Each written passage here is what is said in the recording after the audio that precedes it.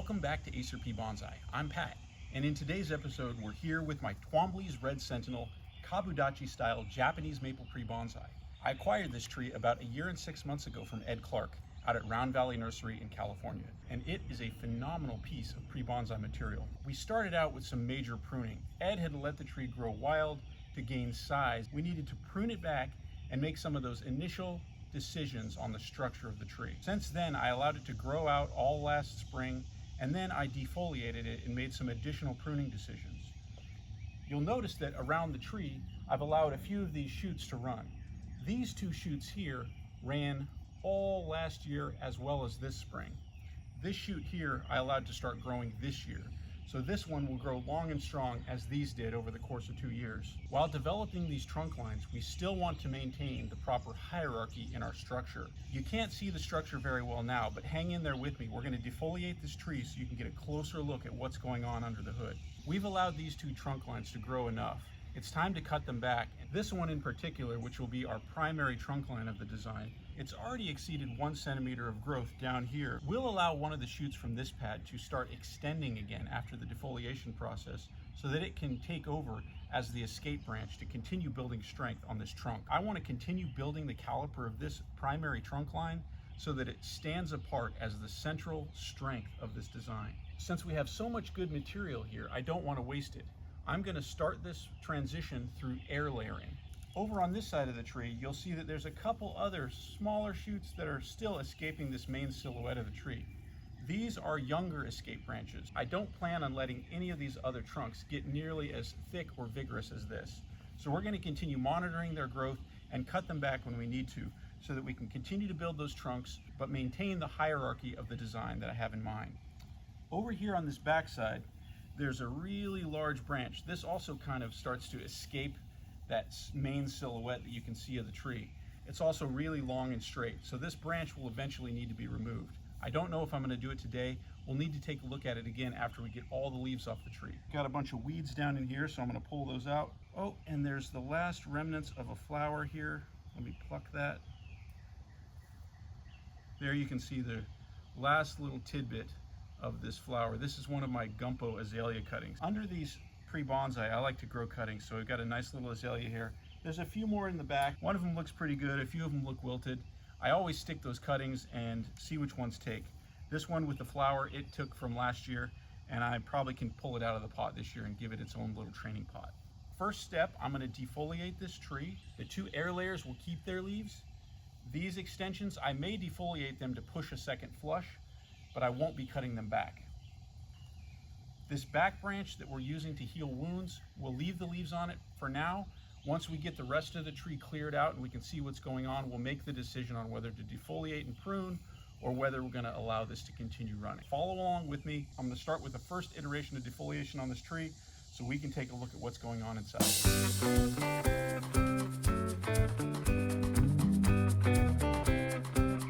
You can already see in this front branch with that defoliation last year, we've really done a great job of multiplying the ramification on this tree. I'm starting to also reveal a few bits of wire down in here, and I'm hoping that we don't have any major wire bite. I had forgotten about some of these wires. They're hidden really well under this dense canopy of leaves. I guess that tells you we have too many projects here in the bonsai garden if I can't even remember which trees are wired.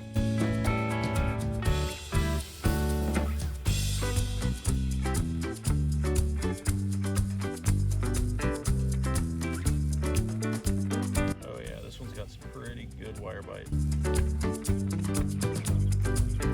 Another piece of wire here. This one doesn't look to be bitten in too bad, so that's great. You can kind of see the more vigorous shoots that get that really bright cherry red color to them. When those ones get pumped full of energy like that, they just grow so quickly, it can be really hard to keep up with. If there's too much damage, we can always regrow those branches if we need to.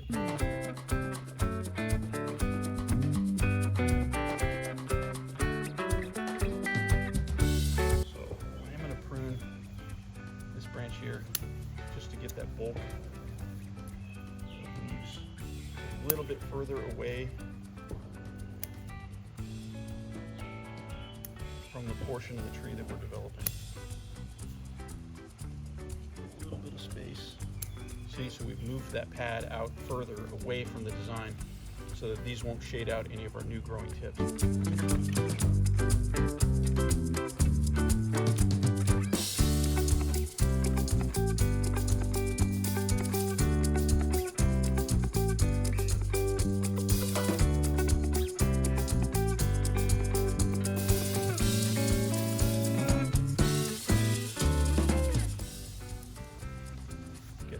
guy wire here holding this thick branch down. Let's see how that's doing. Oh, look at that, didn't even budge. That's perfect. And we have this other branch right here, and we've used this guy wire here when we finish pruning these leaves. Alright, so let's do a nice rotation around the tree. You all can see the branching that we have here. I believe there were a few other large chops, like this chop here that I did off camera. This was not included in one of the episodes. Here's that back branch. You can see that large wound, and I'll do a close up here in a minute. It is about 3/4 of the way healed over, so that's looking pretty nice. The second strongest trunk here. It's got a pretty big wound on it still, but it is closing quickly. Our primary trunk, one tiny wound there, and this fairly large chop that we did when we first got the tree has also hit about that 3/4 healed mark, so we're definitely ready to do a chop back. Looking down here at this third strongest leader, you can see that we've got this large trunk here, and it's splitting into two sub-trunks. I do at this point want to keep both of these, so I want to allow this one to grow a little bit stronger than this one. So I haven't quite decided how much of this I'm going to leave. I think it can still run nice and strong. This one here, I'm probably going to defoliate it, but I'm not going to cut it back, and I'm going to allow it to regrow. So actually, let's defoliate both of these. I'm going to defoliate this branch, but I'm not going to cut it back. Now remember, when we do this defoliation process, it's important that we defoliate the majority of the tree so that we can get a nice, strong push of growth. If we defoliate too little of the tree, that can cause the tree to kind of sputter out or not even push a second flush at all. We need to have that really nice, strong response to ensure that we have a healthy second flush of growth after the defoliation process. And you may be asking, well, if you need to cut all the leaves for the defoliation to work, what about the leaves up here? It may give a last-ditch effort to callus over and heal the cut site of the air layer. That is the tree, of course, attempting to put energy toward that branch and save it. But at some point, when it converts to callusing and growing those roots, at that point the tree will cut its losses and send its energy down to the other good branches in the tree. Let's see if we can take this guy wire off without having any recoil. And I saved a nice dead stub on that branch so that any wire bite wouldn't. Oh, look at that, it stayed. That's great. And we can get this small silicone wrapped aluminum off of there as well. Got a little bit of movement into that branch. This branch grew nice and strong, but it's only one shoot, so we're going to need to wire that down into place. I don't know if you can see on camera, but there's a little extension root that I'm going to eventually have to cut off here. It's not going to be part of the final design of the tree because there's a nice thick healthy root underneath it, but it made a really nice attachment point for this guy wire. I'm going to push down, work that wire down, and then I'm going to wrap 2 times around that, and then I'll bring it down and twist it around our guy wire. If you look in close to the base of this branch, there's a bit of cracking on the top side at this point of torque. Because we've slowly managed the bend in this branch over the last year, we've been able to get it down to nearly 90 degrees from the main trunk. Compared to where it started, the branch was about at the angle of my finger here, nearly straight up. So this is really good progress, and it was a nice thick branch that would have taken us a few seasons to grow. So I'm happy with the progress we made, and I think it was a good decision to keep that branch. By the end of this season, this guy wire should have brought this branch into place permanently, and we can continue to build out this pad here. There was a nice open space in the design, so it was a perfect spot to have that nice branch. You can see as well the caliper of this branch matches some of these other moderately sized branches down low on the tree. It's a little bit higher, so you may say it's slightly out of proportion, but in a nice natural tree, we're going to have some variation in that caliper. So we will have the majority of our thick branches down low on the tree. As you go up the tree, they should decrease in caliper, but having a few branches with slightly varying caliper instead of a perfectly gradual transition That gives you that nice variation and a natural look to the design. I'm gonna bring you in close so you can get a better look at some of these individual branch pads, and we can start making some of those pruning and positioning decisions. Here you can see we've healed over this really large chop we made during that first repotting. So we've removed that root successfully and healed it over to start developing that nice tachiagare. We've got a nice big chop down here that is almost fully healed. The cut putty's fallen out of it. I may clean that up and put one more little dab there. Take a look here. This is our second most dominant trunk, and we've got this nicely healing wound. Let's pull that cut putty back. You can see that it's already probably healed about halfway over. We'll get in here with a razor blade and scar up the edge there so it can continue that healing process. But for now, let's get that cut putty back in place. I like to be in the habit of putting the cut putty back whenever I'm done working on it, in case I forget or don't get back to it in time. I can pull that out when I'm ready to work on it. There's a second chop on the back side of this trunk, and that one also is healing quite nicely. Oh yeah, it's almost nearly healed over. That's great. Let's get a little dab of cut putty back over that hole. Let that one finish on its own. Now, moving back here, this is the large chop. We defoliated this branch. This was that longer branch we decided to keep because we're still kind of finishing up the healing process there. It's callousing really quite well, really strong.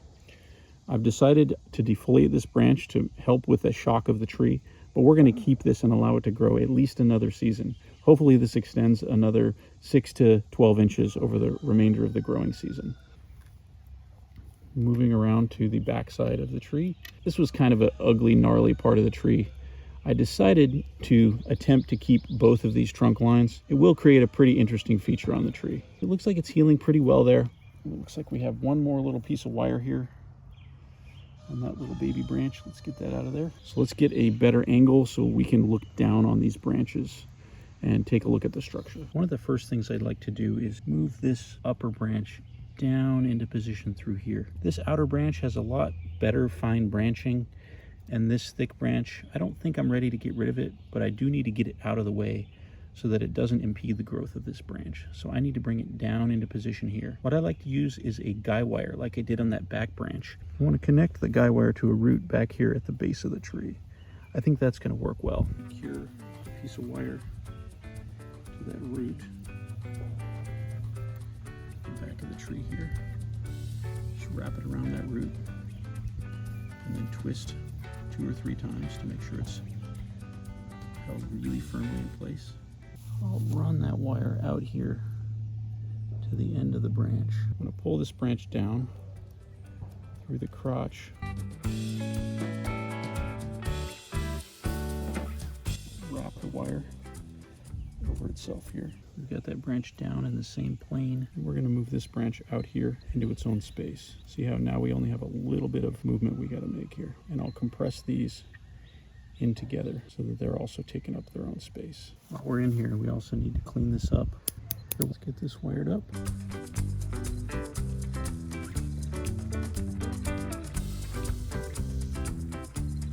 We're going to actually bring this back over to the left slightly. Down.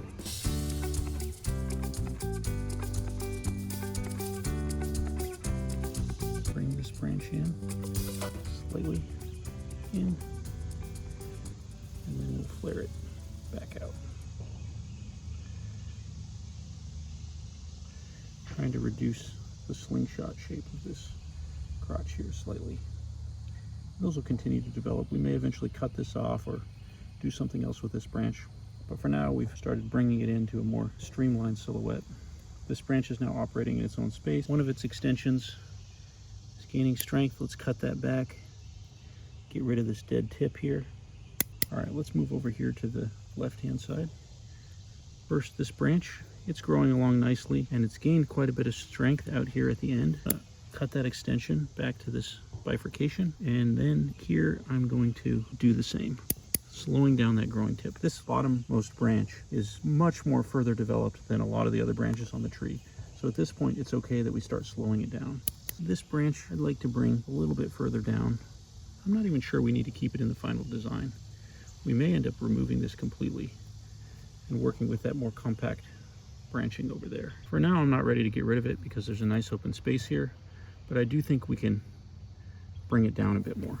You can see that this central branch here has gained quite a bit of vigor, and it's becoming a lot thicker than the rest of the branches. I'm going to go ahead and prune that all the way back. You can see it's opened up the design and there's less overlap in these branches. This branch is starting to overshadow that lower branch. Let's see what we can do about creating a little bit of space here. And we are definitely going to need to be careful with this wire. We're going to need this thickness to move such a heavy branch.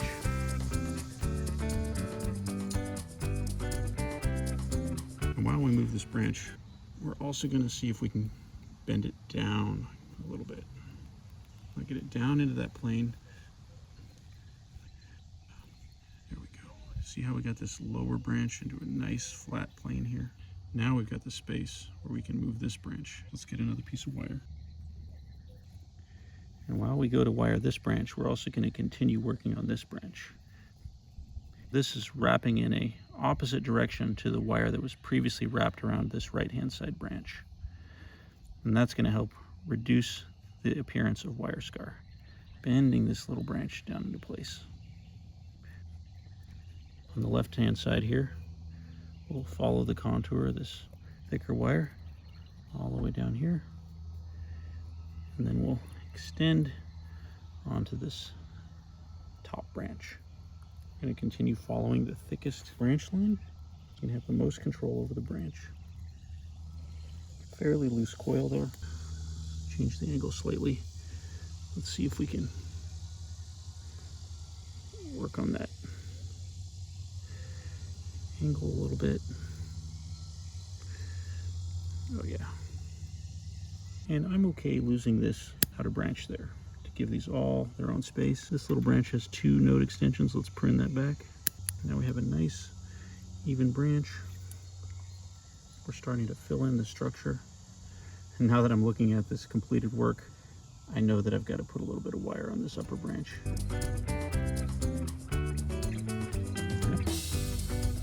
This lower branch, we can bend that down into place. Upper branch, we can torque this over. We'll also twist a bit as we bend. I think we can get, we've effectively flipped that branch. I don't think we were going to kill it. We're definitely going to get it off into a nice direction here.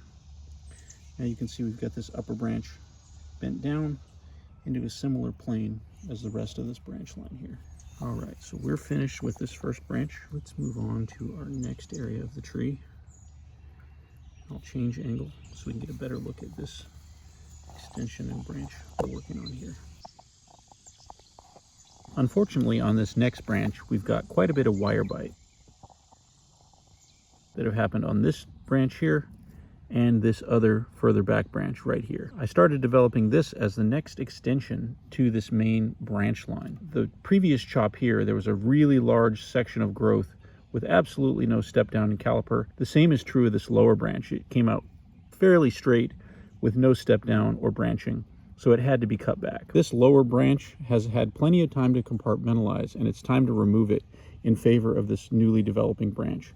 We're going to thicken this one quite a bit, so I'm not super concerned. I think it's got plenty of time to grow out and heal over all of that wire bite. Let's start the work on this branch by removing the rest of this stub so we can make room for the newly developing branches. We're going to have to get in here with a razor blade to finish up this cleanup work. The tools barely even fit under this branch. The trusty razor blade has never let me down.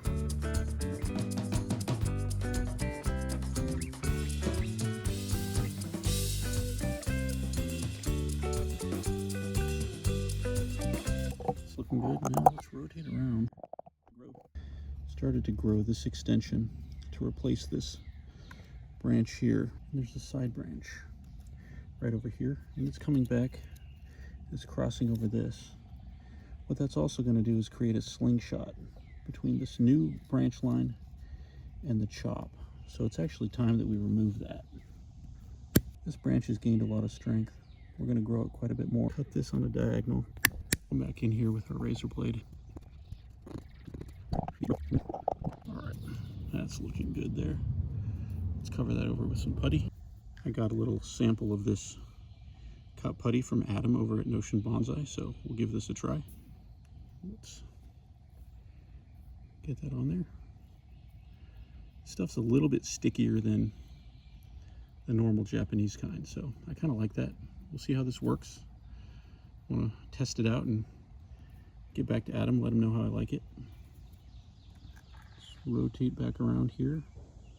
I want to get some putty on this cut as well. A little bit of a wound on that branch, so it's okay if it goes onto there. All right, there we go. Now we're nice and closed up. So we're going to rewire this first branch extension. We're going to need to go over the top, and we will cross through that cut putty. Hopefully we don't make too big of a mess here.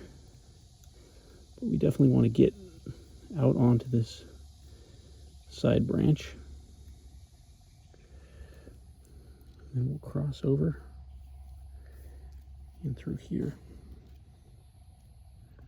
And you can see we're wiring in the opposite coil direction from those scars that you can see. And that should help us make sure that we don't make the scar any worse. Need to get this tip bent back down.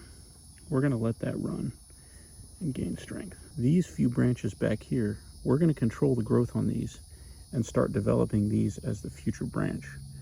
All of this is going to get cut off after it's done its job of being an escape branch. I'm not even sure that I need this side branch because this branch is going to fill in this space.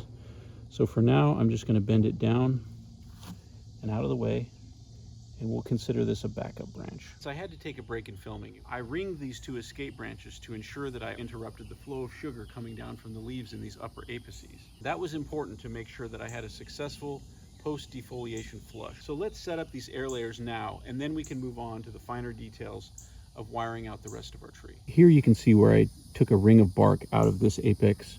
I did the same thing on this other secondary apex. When you're doing your air layers at home, it's perfectly fine to take a ring like this, and then you can take a day or two before you apply the air layer. Best practice says to do it right away to make sure that you don't introduce any infection into the wound site here, but it's actually fine to sit like this for a little while. The first step in setting up an air layer is to grab some sphagnum moss and put that in water. If it's really dry, it can take it a minute to fully saturate, and then we can just set this aside while we're finishing up the cuts. Placement of this cut is really important. You can see that I've got this small apex right here. This is where we're going to continue our growth. It was important that I made this cut somewhere above this node line. You can see that through this kind of circular mark on the tree. And that's the same level where this branch emerges from here. So when we do the air layer, I could be doing it as far down as this next node line here, but that's kind of cramped in here. So let's actually plan to make our cut just below this higher node line. By planning our air layer to this next node up, it gives us plenty of space to build our root ball. Apply a cut just below that with our razor blade. And I usually just like to run the razor blade around the outside and reconnect at that same point. From there, we'll insert our razor blade to peel away the bark all the way down to our bottom cut. And it's okay that we're going actually through all the way through this node line here. What's important is that our upper cut is just below this node here. When we apply our air layers near a node like that, it's got a higher chance of sending out roots all around the circumference of that node line. And now we're going to peel that bark away. I think it will cooperate with us here. Because I ringed it a few days ago, it's already lost a little bit of that water flow, so the bark's not coming off quite as easily. That's okay. We can continue using our razor blade and removing that bark in small chunks. Sometimes you can get it to peel off in one piece right along that cambium where it's a little bit slimy and there's some water flow. But that's okay if we have to take it off in chunks. All right, we've got our bark off. You can kind of see there's a few little bits of bark left there, but there's also this kind of yellowish greenish color, and that's the cambium. It's kind of a slimy layer underneath the bark. It's imperative that we remove all that. That cambium layer is like stem cells, so it can reproduce new tissue and heal over the wound. We've got a really big gap here, so it's fairly unlikely that it would be able to bridge and reconnect new bark between the two cuts. But just to be safe, it's important that we scrape away all of that fresh cambium. That'll encourage the callousing on this upper side of the cut or the base of the new tree. It'll callus really well there with that broken cambium, and then hopefully we can get some new roots. This razor blade works really well. Just scraping it really lightly up and down, that cambium will come right off. It's okay if we scrape all the way through that cambium and start hitting the xylem of the tree, which is the wood of the tree. As long as we don't go too deep, it shouldn't cause too much of an issue. Now we do want to make sure that we have a nice clean cut on that upper edge. So I'm going to come around again and I'm going to remove just a little bit more of that bark to make sure we have that nice clean cut at the top. Let's get that off of there. Now that looks good. A little bit of rooting hormone all along. We're going to apply that rooting hormone all around this cut end, the part that we're trying to root and grow. Applying the hormone down through here doesn't do us any good. All of the callousing is going to happen right there at the bottom of this bark, and then the new roots are going to either emerge from that new callus or they can pop right out of the bark, oftentimes right along this node line here. And when we create that root ball with that sphagnum moss, we want to make sure that there's a nice thick layer of sphagnum right around this zone here. Grab a piece of tin foil, I'll fold that in half, and then that can rest right on this branch. We don't want to hurt the branch, but we can use that branch as a stop to keep our little root ball here from falling down too far. I'm going to tuck that over to create a little bowl. We want to make sure that's in good contact.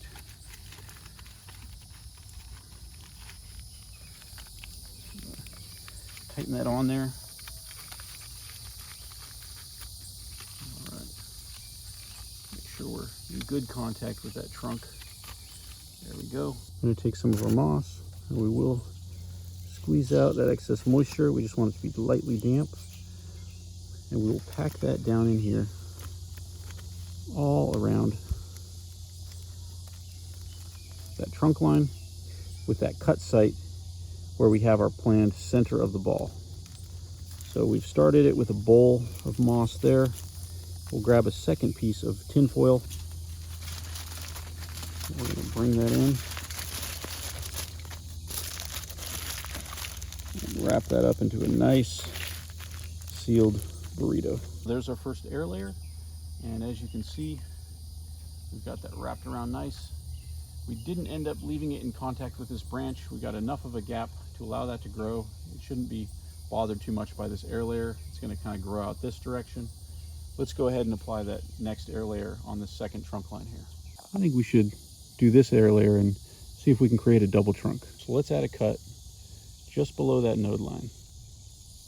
You might be thinking, what about this node down here? Shouldn't we be applying the roots there? Well, that's okay. We can actually take a really long segment out. It is going to continue to feed water up through the tree, through the xylem, or the wood of the tree. We can remove a really large piece, and it shouldn't really matter. Now, we are trying to save this extra material from these escape branches, but if it doesn't root, that's no big deal. I don't think I've ever seen a Twombly's Red Sentinel on its own roots before, so it would be kind of cool if we were successful. I'd like to do another close-up here and show you some of those bark layers. All right, so if we look really closely, this kind of greenish with a tint of red color out here, this is the bark of the tree. And that's made up of several layers. There's the outer bark, there's inner bark, and there's also a cork cambium, which is another stem cell layer that only makes the bark of the tree. In here, you've got that lime green. That's the phloem of the tree. So that's the part of the tree where the sugar and hormones from up in the leaves flow all the way down to the roots.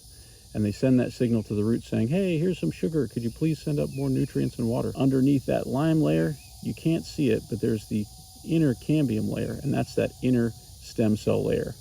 The cambium layer produces both the phloem on the outside and the xylem, or the wood of the tree, on the inside. And then there you see that lighter whitish tan color. That's the wood of the tree, or the xylem of the tree. And that's where the water and nutrients flow from the roots all the way up to the tippy top of the tree.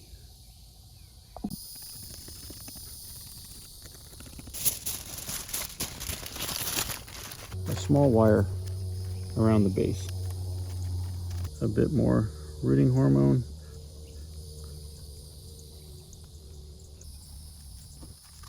Let's get another piece of aluminum and wrap that up tight. So we've applied our air layers and we've wired out our Sashieda lowest branch. But now that we're considering the design and we look up along this main trunk line, it leans forward, and this is going to be perfect for the design. I've decided that where we have the tree oriented here, that's going to be roughly the front of the tree. This largest branch blocks the trunk, but it is coming from the right hand side of this trunk line. So I think we can save it. We'll have to guy wire it out way over here to the right hand side so that we can get it out of the view of the trunk line. The same can be said about this little branch here. It's a lot more flexible. We're gonna have to move this branch over to the left. Let's start by moving this branch over to the right. Around the back of the tree, we've got this guy wire here we use to pull this branch down. We're gonna use the base of this guy wire as our attachment point. We'll wrap the wire around the bottom edge of the tree here, and we'll be able to create a nice point of leverage to bring this branch into position. I'm using this silicone wrapped aluminum because I want to make sure I minimize the scarring on this branch. We're going to have to put a lot of leverage on it to get it to move. Wrap that a few times around. Come up around the edge of the trunk here. We're going to apply our torque to this natural point of bifurcation in the branch. And slowly move this over, make somewhat of a ratcheting motion with our wire as we get that over into position. Follow this trunk down and around and wrap it again to our guy wire. Let me spin so you can see.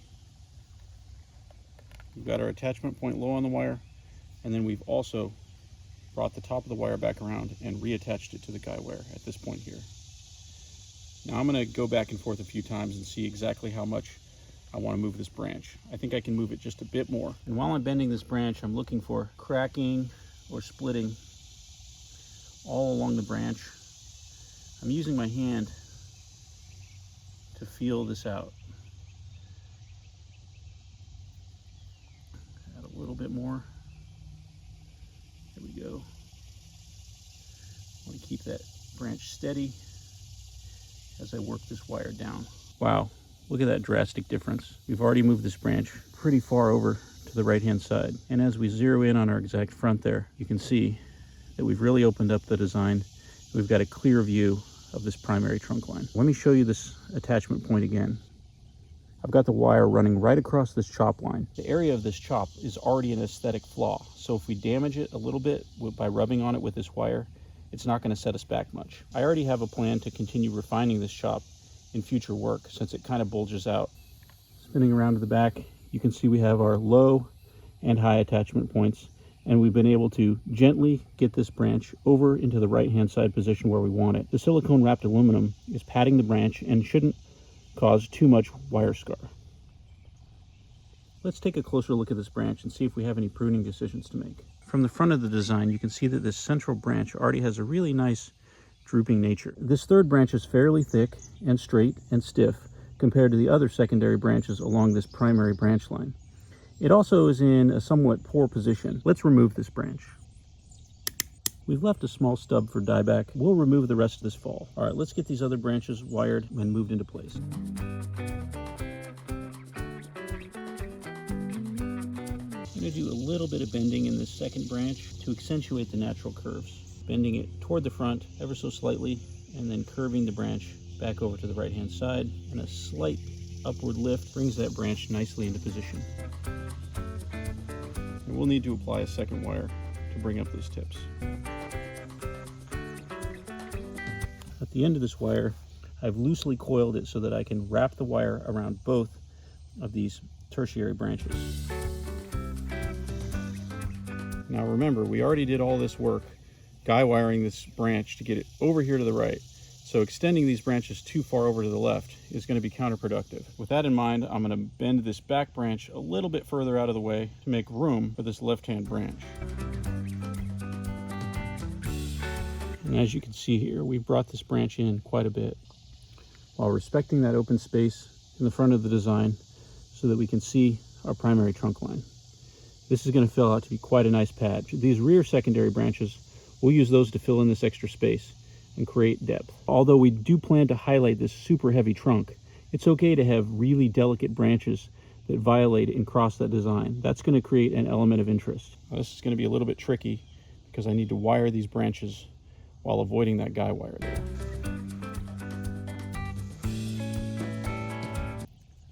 Hanging on to these finer tertiary or secondary branches is also important because we want to make sure we always have extra branches in reserve. As this tree develops and these branches get too long or start to escape our planned silhouette, it may be necessary to work these branches back. So for example, on this branch, you can see we've got this nice, beautiful extension branch. When this eventually gets too long, we'll have continued developing this upper back branch here, and we'll be able to replace the branch with these. I always want to have a plan in place to work the branch length back so that I can maintain my planned silhouette. We're going to drop this branch down, bend it in, and then back out. We're creating that gentle fan shape. Branch here to the right, real gentle movement to bring it right down into place. It filled this gap here with fairly even spacing. I don't think this furthest right branch needs any wire, but I would like to trim it back. This section is quite long compared to the rest of the branch. Let's chop it back. We can eventually develop this into a beautiful tight branch. Moving along to the right, this is our next strong lower branch. And I've been working on this branch for quite a while, and I've got a few ideas for it. You can see if we rotate here, there's a tiny little branch coming from that first node out from the trunk. There's also a small branch growing underneath it. I think this will eventually replace this branch completely. But for now, this back branch has got decent buds, and I'd like to push some of this energy of the branch back and encourage this to grow. I'm going to chop back some of the stronger growth at the ends of this branch and encourage the tree to put more energy to the rear branch. So out here on the end, you can see, for example, on this far right side, there's 1, 2, 3 branches all coming from the same node. Let's eliminate that strongest extension and all these additional buds trying to grow from the top. That's a fairly heavy cut. Let's get some cut putty on there. I think it's safe to say we can remove this downward growing branch. This branch over here to the left has got really strong internodes. Do you see that these branches here are maybe half again as thick as some of these other branches? They're quite strong. There's a lot of energy going to those. I'm going to chop this all the way back to this more delicate branch. Once again, let's apply some cut putty, protect that wound. I think we can easily manage these branches with one small piece of wire. We'll bend this branch out to open up a little bit of space, cut that additional node, and then we'll drop this branch down into that open space. As you can see, we've brought this down under control. It's a lot more delicate at the tips, and we push some of that energy back. We should expect more growth from either this branch here and hopefully this rear branch. We'll put a small wire on these two developing branches so we can set some interesting movement while they're young. Nice gentle curve downward. We're emulating the movement in some of those other branches. Bend this slightly down and then raise the tip back up. We've got this quite long branch here, fairly high on the trunk. And you can see we also have a bit of knobbiness on our developing trunk line. This was useful to work on that healing process, but at this point I think all it's going to do is create additional bulge where we don't need it here. It's time to reduce this branch.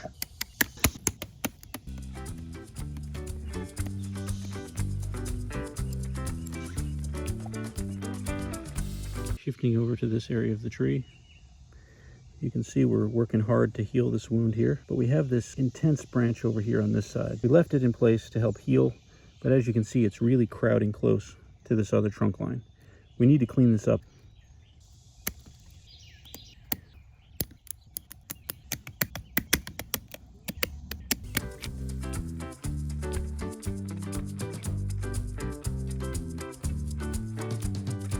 For now, we're going to leave the remainder of these branches. We have this long runner. This was that back branch that escaped the silhouette. We've defoliated it, and we're going to allow that to continue running, thickening and healing our new chop, as well as continue healing over this end chop here. We have our bifurcation in this rear trunk line. I'll go ahead and reduce this back so that this escape runner is only one branch. This branch here is a little thick. This trunk line here has got some interesting growth on it. I like this little branch here. Let's reduce these additional buds. We don't need those. A little bit of work with our razor blade here. Here's that trunk line that we started working on before the break in filming. We're going to allow this extension to continue running. We have a bit of a knobby section here, but we're going to wait to work on that after we've elongated this branch a bit more. Back here we have this strong branch that we're developing. We do want to continue working these branches into positions so they have space, and we need to manage this top growth here. And this we can wire into place. Bring this branch down. Slightly back up at the end. Rotate this branch around to a nice flat plane.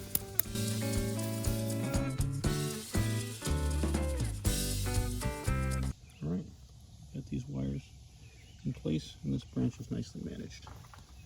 We still have this little branch at the back. I want to move that slightly down,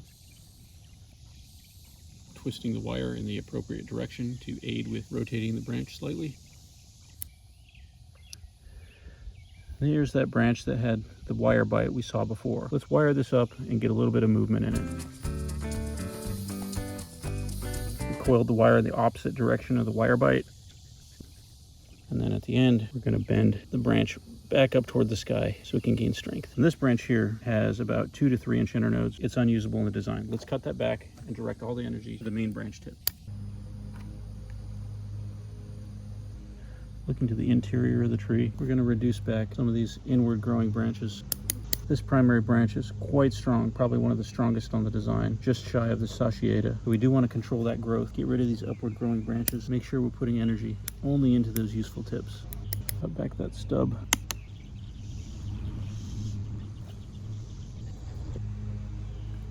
I'd like to bring this branch down into position. This may end up becoming our primary trunk line. We want to make sure we have a nice developmental space for it. There we go. Just a slight bend, get it down into place. Here's our fairly thick guy wired branch. We've got a strong extension on either side. Let's add one wire and get those moved into a more favorable position. This rear shoot in particular is nice and strong. I want to let that grow freely for the rest of the season, potentially into next year, so that we can transition the taper on that primary branch line. Bend some nice movement into it, like so. Bringing the branch line more in line with the main branch to eliminate any slingshot shape. Also going to bend it down a little bit and then back up at the tip. We have a few more branches here. This is going to be our new escape branch. We definitely need to slow this branch down. I don't want it to gain any additional strength. I'm going to cut it back, and hopefully we can transition strength into this leader here. Let's see how that develops. We may eliminate this branch because it's already so thick, but we've cut it back considerably. I think we can slow it down, potentially keep it. We have this interesting branch here, and I chopped that way back, and we went along this side branch here. Now this side branch has extended quite a bit. Already a strong branch, and we don't want it getting any stronger. So for now, I'm going to cut back that extension and then reduce this side branch to one node. We'll give this a chance to tighten up. We may have to remove it from the design completely, but we can make that decision later. Got a branch here in a nice position coming out laterally. This branch coming out from the same spot, I don't think we need it in the design. Have an additional branch on the interior here and here. Let's clean those out.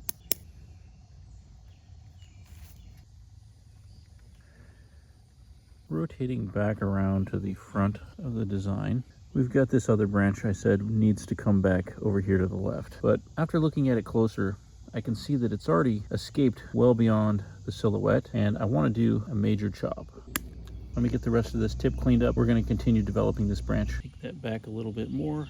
We'll leave a little bit of a stub there for dieback, and then we'll clean that up the rest of the way this fall. A little bit of cut putty to seal up that wound, and then let's see about a guy wire to bring that branch a little bit further over to the left. Let's connect to this branch here and wrap this wire over the top. Pull it this way with my finger, and then wrap the wire. And that'll set after being held in place for a few months. This little branch here is pointing straight forward. I don't think we need that in the design. And we have some nice small developing branches. This little branch here is already getting quite long with these internodes. I want to slow that down. This nice little branch here, we definitely need to wire that up. Down and in. And then we can spread the branch there. And we filled in this space. It actually occupies this gap nicely at the top of this branch. Nice sharp bend in this branch without breaking it. Right over into this direction. All right, we are nearing the end here. Let's zoom out and take a look around the tree. So here is our tree after the defoliation and wire work.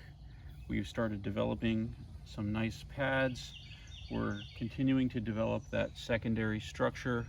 Some of the lower branches are getting that tertiary structure as well.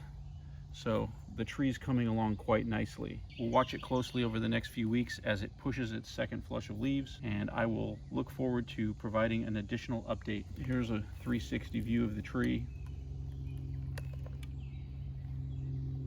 We've made a lot of progress on this tree so far. I'm really excited about opening up this front view of the tree and creating a nice strong trunk through these escape branches. I'm really excited about our Twombly's Red Sentinel. This is an amazing tree with so much potential. So I appreciate you taking the time out of your day. Please hop into that comment section and let me know what you think about the video today. And if you have any pointers or ideas about the future development of this tree, I'd love to hear them. Thank you so much for your viewership. If you have any further questions, feel free to hit me up in the DMs on Instagram. I'd love to help you out with any of your Japanese maple projects that you've got going on. Thank you so much for watching. I hope you enjoyed this video. Have a great summer and stay tuned.